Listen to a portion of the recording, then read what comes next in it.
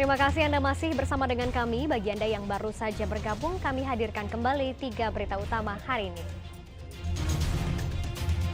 Tersenggol bus dari arah berlawanan, seorang pengendara motor jatuh dan tewas di Jalan Raya Sukalarang, Kabupaten Sukabumi.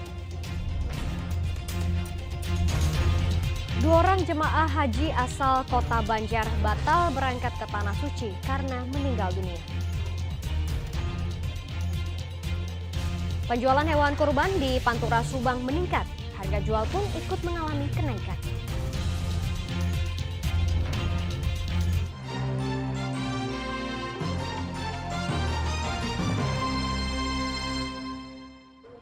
Keberangkatan jemaah calon haji asal Kota Banjar diantar dengan tangis haru keluarga pengantar jemaah. 2 orang jemaah gagal berangkat karena meninggal dunia.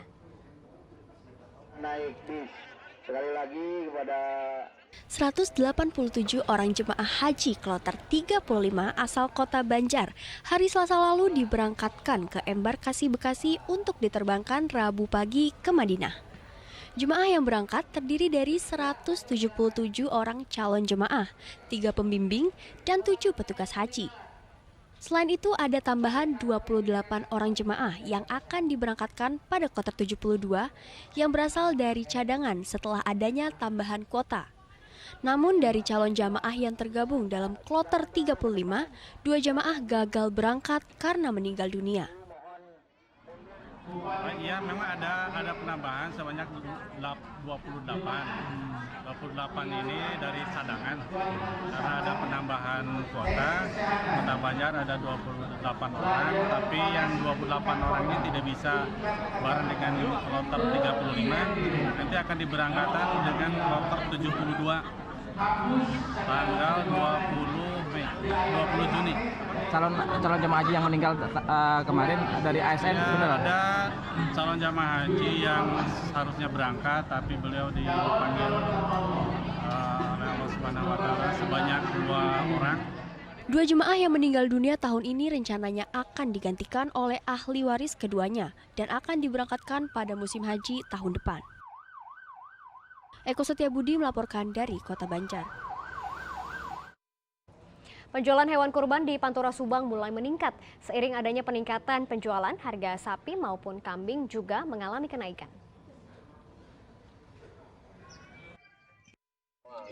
Di Pasar Hewan Pantura Pamanukan, Subang, Jawa Barat, penjualan hewan kurban baik sapi maupun kambing mulai meningkat.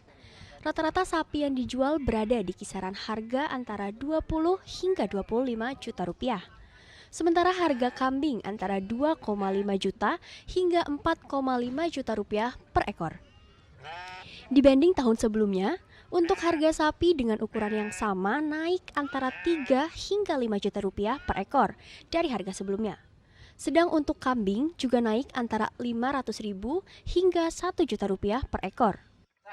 Peningkatan hari Raya Agung ini, adalah peningkatannya. Harganya berapa, Pak? Ya tergantung lihat barang, gede kecilnya. Nah, yang dijual saat ini ada yang berapa aja, Pak? Saya sekarang yang dijual 10 ekor.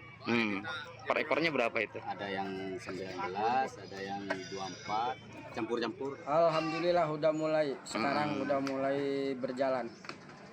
Harganya berapa sekarang? Harga bervariasi. Antara Yang 4,5, 4.000, 3.000, 2,5. setengah gitu. Ya, Berarti tergantung ukuran. ya tergantung ukuran. Berapa naiknya, Om? Kurang lebih 30%. 30%. Dari harga berapa ke berapa? Yang biasanya harga 20, sekarang jadi 23 sampai 25. Menurut pedagang, kenaikan harga salah satunya karena besarnya ongkos pengiriman, serta biaya pemeliharaan dan penampungan yang lumayan tinggi. Pedagang berharap omset penjualan pada tahun ini bisa jauh meningkat dan lebih baik dibanding Idul Adha tahun sebelumnya. Zainal Arifin melaporkan dari Kabupaten Subang. Seorang bocah perempuan kelas 6 SD di Majalengka harus mengurus kakeknya yang stroke serta adiknya yang masih kelas 1 SD sendirian. Semuanya dilakukan Amel lantaran kedua orang tuanya telah bercerai. Di Sekolah Dasar Negeri Kelapa 24 inilah Amelia Putri bersekolah.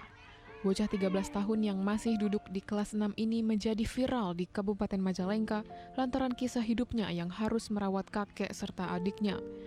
Amel tinggal di rumah kakeknya di Kampung Cintapada, Desa Kelapa 2, Kecamatan Lemah Sugi. Di rumah semi permanen ini, Amel merawat kakeknya, Al-Yamin, 70 tahun yang sedang sakit setelah terkena serangan stroke serta adik perempuannya yang masih kelas 1 SD. Namun ia tetap rajin bersekolah. Itu ngurusin kakek itu sama siapa? Berdua sama adek. Sama adek. Ya. Kakeknya sakit apa? Stroke. Stroke. Ya. Sudah lama nggak? Sudah 2 tahun. Sudah 2 tahun. Iya. Pernah berobat belum? Pernah. Kemana? Dibawa kemana? Ke lupa juga. Lupa juga. Ya, lupa. Amel kalau nyuci masak sendiri? Ya. Sama ngurusin adik? Kakek juga? Terus sekolah gimana? Sering kesiangan nggak? Enggak. Tepat waktu. Beban berat yang harus ditanggung Amelia tak melalaikannya untuk tetap rajin menuntut ilmu. Hal ini diakui Kepala SD Negeri Kelapa 24 tempat Amelia bersekolah. Alhamdulillah selama ini Amel itu anak baik. Beliau itu seorang anak yang penurut, Pak, betul. Di sini sebelum anak-anak yang lain hadir, Amel sudah menyapu ini di ruangan sekolah. Amel juga anak yang cukup berprestasi, bicaranya juga lantang dan sebagainya. Di sini juga tidak pernah Amel melakukan hal-hal yang tidak baik. Amel tinggal hanya bersama kakek dan adiknya setelah kedua orang tuanya bercerai 5 tahun lalu. Sang ibu kembali ke tempat asalnya di Provinsi Riau, sedangkan sang ayah bekerja di Bekasi. Meski untuk biaya hidup tetap ditopang oleh sang ayah dan kerabatnya, kini Amel khawatir karena kondisi rumah yang ditinggali saat ini sudah lapuk dan rusak di sana-sini. Kelas berapa sekarang? Kelas 6. Kelas 6. Rencana mau melanjutin ke mana? MTS. Nggak takut ini di lingkungan ini? Enggak. Cuman takut roboh aja. Takut roboh aja. Kenapa? Rumahnya? Pihak pemerintah melalui Forkopimcam Lemah Sugih menyatakan bantuan untuk renovasi rumah saat ini telah diusahakan oleh pihak kecamatan. Namun kakek Amelia saat ini belum memiliki cukup uang untuk menggenapkan biaya program perbaikan rumah tidak layak huni dari pemerintah. Jadi kalau kakeknya sendiri, karena tercatat sebagai warga Kelapa 2 ya, berbeda dengan Amel sama bapaknya yang tercatat sebagai warga Riau, sudah mendapatkan perhatian dari pemerintah berupa bantuan BPNT.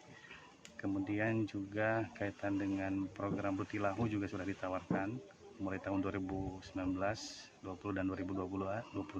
Namun karena kakek Amel ini belum siap untuk dana pendampingnya sehingga belum bisa direalisasi. Dengan segala keterbatasan dan kesulitan hidup yang dihadapi, hingga kini Amel tetap tegar menjalaninya. Di saat teman-temannya bisa memiliki waktu luang untuk bermain, Amel dengan ikhlas mengorbankan waktunya untuk merawat sang kakek dan mendidik adiknya tercinta. Agun Gunawan melaporkan dari Kabupaten Majalengka. Dan informasi tadi mengakhiri jumpa kita hari ini. Atas nama rekan yang bertugas, saya Janet Lee mengucapkan terima kasih atas kebersamaan Anda. Selamat beraktivitas dan sampai jumpa.